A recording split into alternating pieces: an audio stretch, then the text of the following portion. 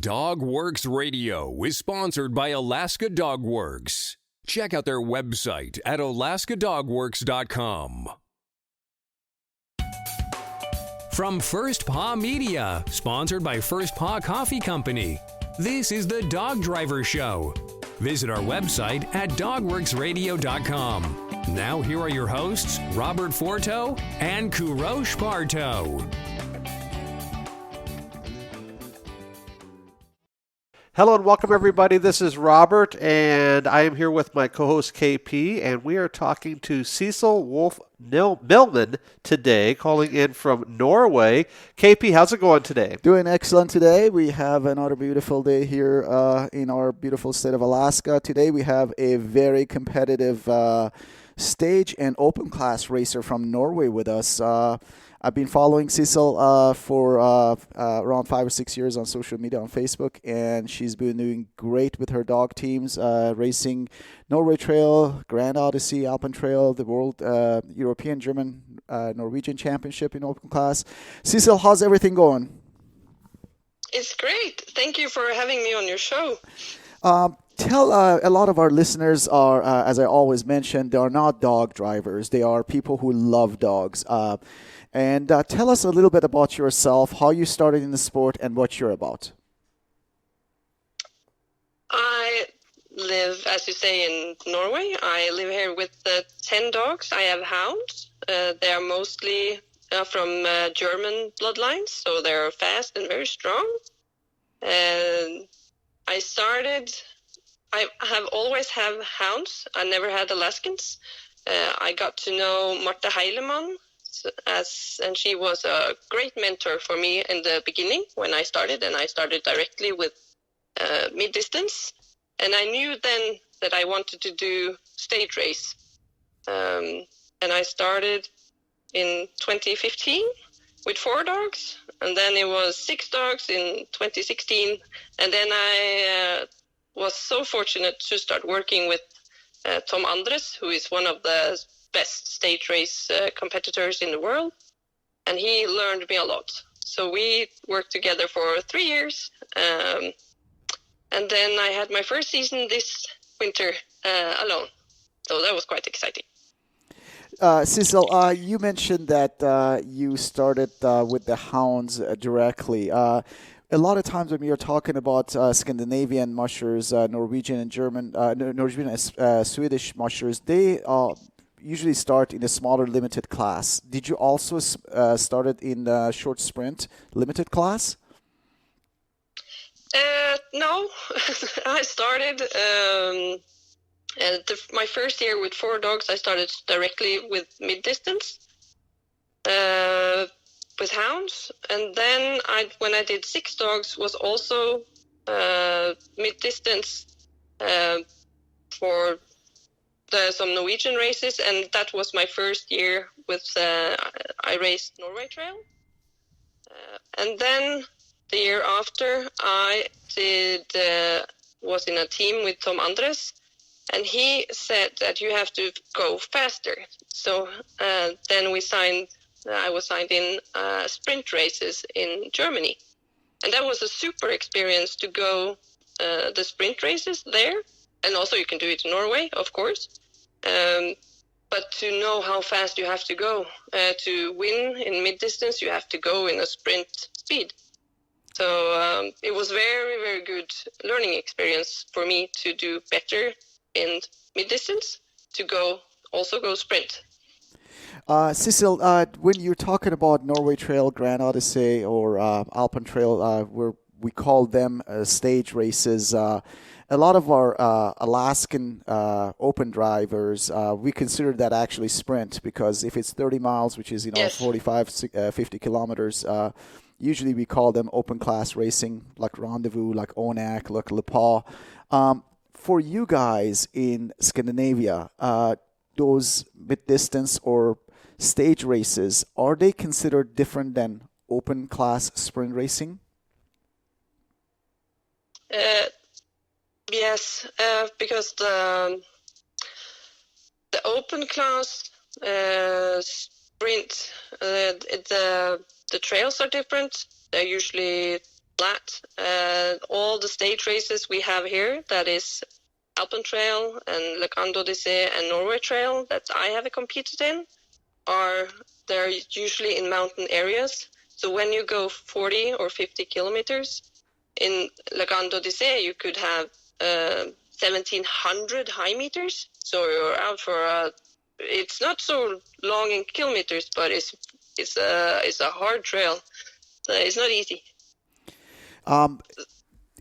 For us, understanding, because we don't have a lot of mountains in Alaska or any races in the mountains, tell us a little bit about those type of conditions and those type of trails.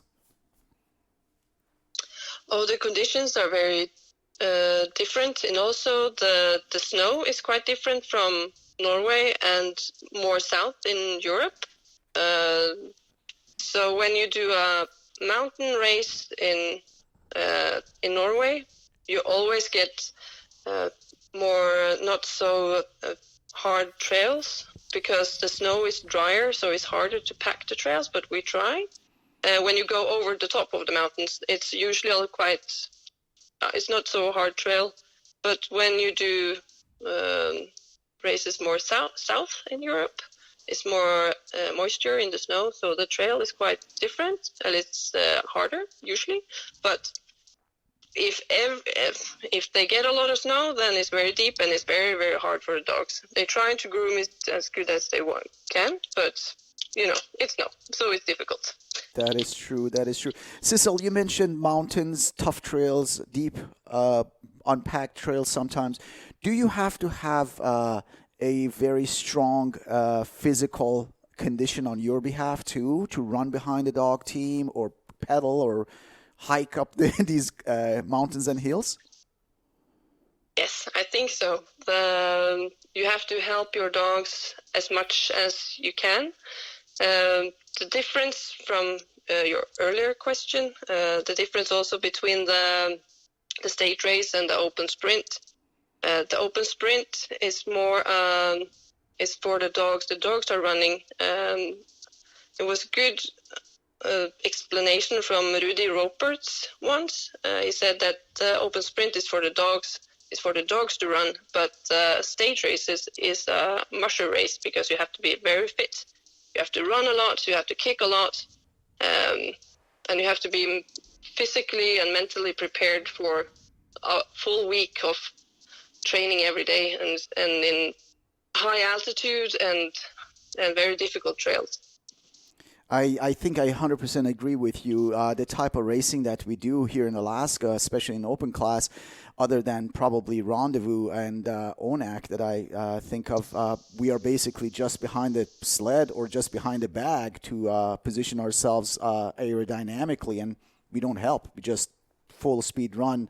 Do you prepare yourself physically also? Do you do a lot of exercise, running, jogging, biking? Yes, I do as much as I can. It's a lot of training when you have to train your dogs and then you have to train yourself. But I go for a run 3 times a week. And I've been building up. I've never been a runner before I did mushing. I'm not a good runner, but I try. So it's getting better and better. And when I started training on snow, I train my dogs in the morning, and then I go skiing or running in the evening every other day. I can't do it every day because then I'm too tired. But every other day I go skiing or I go running where I'm training my dogs. Tell me about your training. You mentioned that you had a partnership with Thomas Enders before. Now you have your own dogs. How do you start your training? Fall training, winter training, sled training? Oh, it's a very... Do you want the short or the long version? I try the short one, but I start in the beginning of the summer, and this is what I've learned from Tom, and it works really, really well to get strong dogs that they have never any injuries, and even when the trails are very, very tough, we're running down the trails super fast, and they can handle it, but it's a long training to get there. So we start in the beginning of summer, beginning of summer, to start biking with the dogs. If you've seen the free-running sled dogs on YouTube with Heine Winter, it's the same. They run free beside the bicycle. Yes. And then we go for, sorry for the metric system, but we go for 20 to 30 kilometers free running. And I also go with the ATV, but then the dogs are free. They're running free. And we just run around super fast on the fields here. They train speed and also go swimming with them during summer. And then closer to September, I start with the cart. Never with the ATV, only use a cart, no engine. They have to work in all the hills. And they have to then build muscles. So the cart is very heavy. And go with the cart and up to, it's not so many kilometers. They go up to 20 or 25 kilometers. Fast and short. So they always have to go fast, but they also have to build a lot of strength. And then we start on snow in the beginning of December. And then we have a little bit short of time because Le Grand Odyssée is in January. And it's a very, very tough race for the dogs. So we try to get on snow as early as possible. And then we have a hard training in December. And then I only done this once, but I'm planning on doing this again this winter, is to do some high meter training in Italy before Le Grand Odyssée, and then we're up on 2,000 high meters and train, and that's that's super for their condition. And then hopefully they're ready for the first race, both with strength-wise, that they don't get sick, and also mentally for that long race. But is December training difference for which race is the first one? If I'm doing a short one in January, then it's not so much stress. So it differs from year to year. Sissel, for us in Alaska, we are usually fortunate to have snow around us. Usually, not always, but usually. For you guys, do you have to go chase? Do you have to go find snow, chase snow, or you have snow around you where you live? I don't have any snow where I live. We usually a little bit in February, but I don't have trails that are long enough, so I have to go to the mountains. I go the same place as the Germans that been on your show earlier had talked about, Lenningen. Yes. It's in Norway, and we have a Musher camp there, and it's always snow. It's usually good trails, and we can go for many kilometers as far as we want. And we stay there all December, and then we come back a little bit in January and February. It depends on the races, but I pack everything in my car, and then I stay in the car with the dogs. You mentioned the camp that you have. Is it all the trails are maintained by you guys, or is it a public trail system? It's a public trail that we, there's a system in Norway to make trails for Nordic skis, and everyone is paying for it. So we contribute to pay so they can make the trail proper with the proper machine. But there's some places that we have to make the trail ourselves. It's not far, and it's also, I think it's very good training for the dogs to not only have super perfect trail all the time, but they always also have to work a little bit harder in deep snow and to make the trail, because sometimes on races we don't have a trail, so they have to be used to it, but not all the time. But it's good sometimes to make the trail. Sissel, one thing you said in the beginning of the show made me smile here all the way across the ocean. You mentioned German dogs who are faster and stronger. And all these years of racing and talking to open drivers and stage race drivers, it seems like we have different style of dogs. Like Alaskans here, when I say Alaskans, not Alaskan Huskies, but people in Alaska, we have our own style of dogs. People in Scandinavia, usually they have their own style of dogs. And in Germany, I noticed they have their own style of dogs. Why do you think those dogs are stronger and faster than some of the other dogs for the conditions you have? Good question. I think it's mostly because of the breeding. The Germans, they have a very strict breeding philosophy. They only take the best leaders and breed with another that is the best leader and have qualities that they really want. We also have that in Norway, of course, but not everyone does it. And then they get not so strong, and then they also breed for explosive dogs that also can do the kilometers. And it's so difficult to get a dog that has the speed and also can do the long distance. But they managed to develop more specialized dogs like this. And more than the other countries that I've seen. I hope that I don't offend anyone, of course, but it's more of the explosive dogs that can do so many kilometers there than we have seen here in our areas. Let's talk about some of these races that you're talking about. Norway Trail, I talked to several drivers about that specific race. I talked to Roger Ligart a few weeks ago. Tell me about Grand Odyssey. What type of race is that, and how is it set up? The Grand Odyssey is crazy. The French, they are crazy.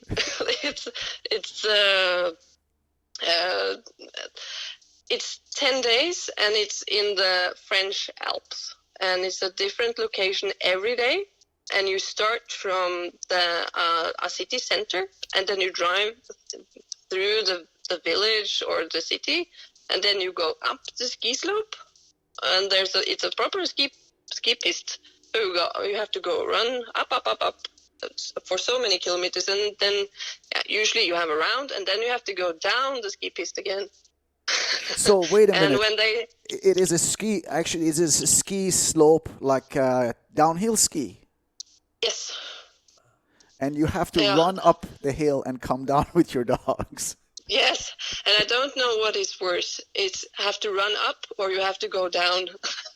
I hate going down the ski piste. It's the worst. But it's when you're down, you're so full of excitement, and it went okay. But it nowhere has a race like that. There was an American there when I was there, Bailey Vitello. And he had the best comment when he went over the finish line the first day. He talked to his handlers, and he just said, "I can't even explain. I can't explain. They're going over the mountains. I'm used to going around." So it's usually every day. It's many high meters.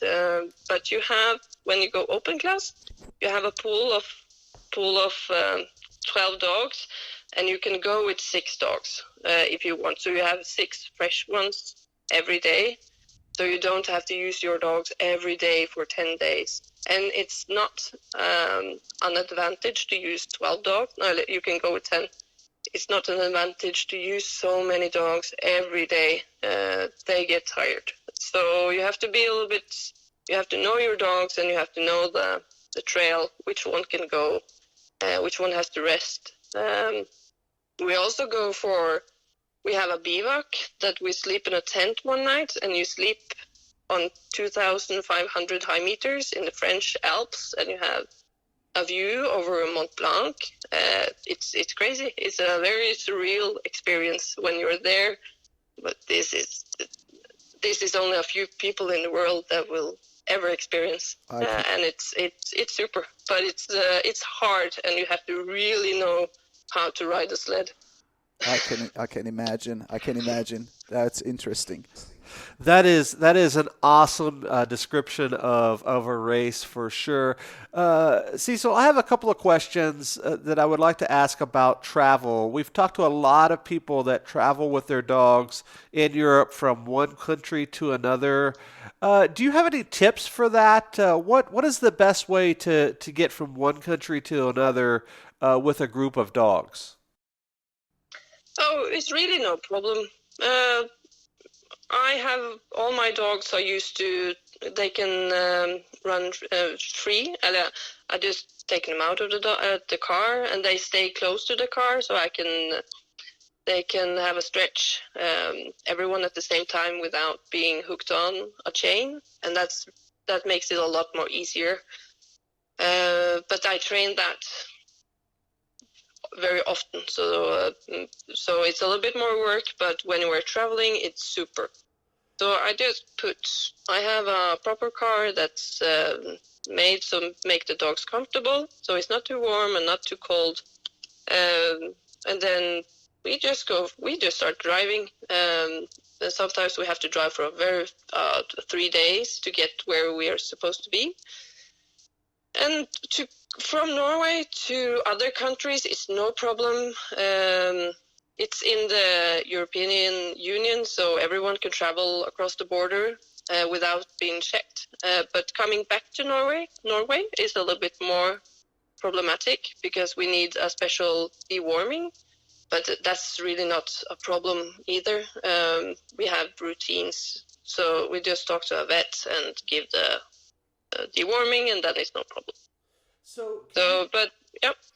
Can you tell us a little bit about you had mentioned that you have your car set up. Up here in Alaska, everybody pretty much uses the dog trucks, with the boxes built onto the truck. I'm sure you've seen those. What do you guys use over in Norway when you say a specially built car? Oh, it's different, but most of the guys I know and also train with and compete with, we have a van, a big one. I personally have a Crafter from Volkswagen, and others use Sprinter, and the biggest one that you can get. And then we have a dog compartment where it's just for the dogs, and then we have a living compartment also. So you can. I don't personally like to use a trailer because I'm afraid that something will happen with the dogs. Not that it does, but personally, I like to have the dogs inside the car when we're driving on icy roads, and you never know. So mostly just have big cars and have the dogs inside there with a living area also. So it's also good to have a living area next to the dogs, so you know if something happens, if they have to go out to pee, then you can listen to the sound. Is the dog area, is it kind of a built-in, or is it the crates that that other people may be familiar with? I have a built-in. I will try to explain it as good as I can, but I have the dogs in the middle of the car. So when I open the sliding doors, there's a small open area on the floor that I can massage the dogs and look at them inside if I want to. And then I have the crates on one side. I have now 6 big boxes, and they sleep 2 and 2 in there. It's starting to get a little bit small, but for now it works. But next year I have to have another arrangement so I can fit a little bit more dogs. Very good. So my last question is the question I ask almost all of our guests, and that's to provide some advice. And you had said that this past winter was your first winter on your own, and you've worked several years with other people. If somebody was just getting started in the sport, whether the monosports like canicross or mid-distance like you do or open class or whatever, what would you tell that person that's just getting started? Ooh, I've been listening to your show, so everyone's been saying all the things I want to say. So I like the hold fast one. That was a good one. Then, when you start with mushing, you will experience situations that are a little bit more difficult. But that's the spirit of mushing, that you go out training and you're on your own, and you will experience some suddenly there's no snow, or you find a barrier, or your equipment is broken, or whatever. But don't be afraid. Go outside, go for training anyways, because you will learn a lot from these experience or later on.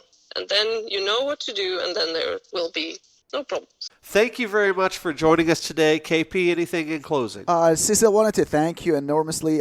It was really fun chatting with you, learning more about your passion, your dogs, your training, and your goals. I will be following your races next season, and wish you the best of luck at all the races that you're going to be competing at. Thank you.